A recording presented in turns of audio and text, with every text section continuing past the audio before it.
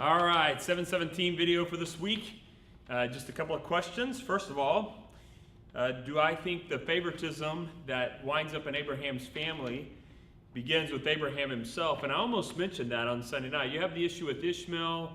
You have really more maybe Sarah's favoritism between Ishmael and Isaac. But you do have family favoritism there. And Isaac, I think, would have been aware that his half-brother Ishmael had been sent away. I'm assuming at some point he's aware of this. That kind of favoritism, does he view that as tacit approval from his father to treat children in your home differently based on your own preferences? And so, yeah, I think preferential treatment may have begun with the sending away of Ishmael. I think that's a good question.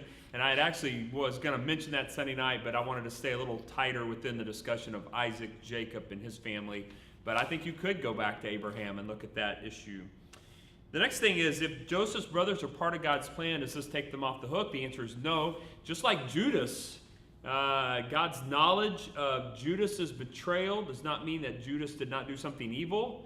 It just means that God takes sometimes very evil acts and then takes that act and produces good out of it.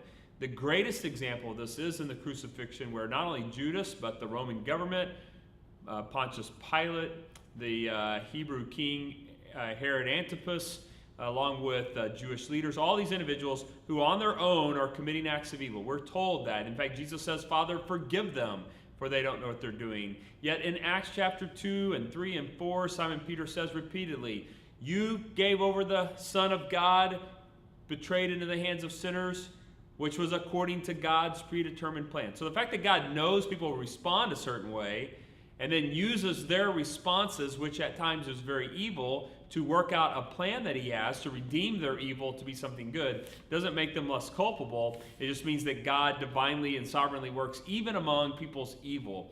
And that's why Joseph says, what you intended for evil, God took your evil and turned it into ultimately your own good because he preserved your life for it. And so that's why Joseph says, hey, look, God worked this out. But I don't think that means they're not culpable. That just means that God can work even in the midst of evil.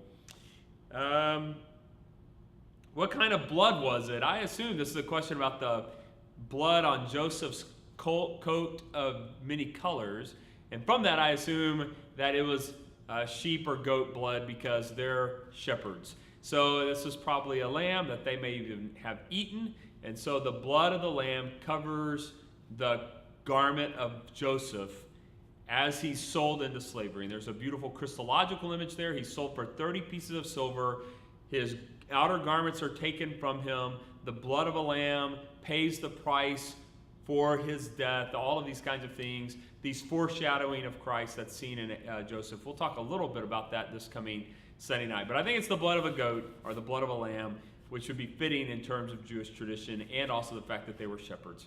All right, we'll see you guys this Sunday night where we will discuss Mr. Moses. Moses makes a showing this Sunday night. I don't mean literally, but I mean theologically. We begin the discussion of Moses and the Exodus, the giving of the law, Mount Sinai. All those things are before us. We'll see you guys this Sunday night at 7:17.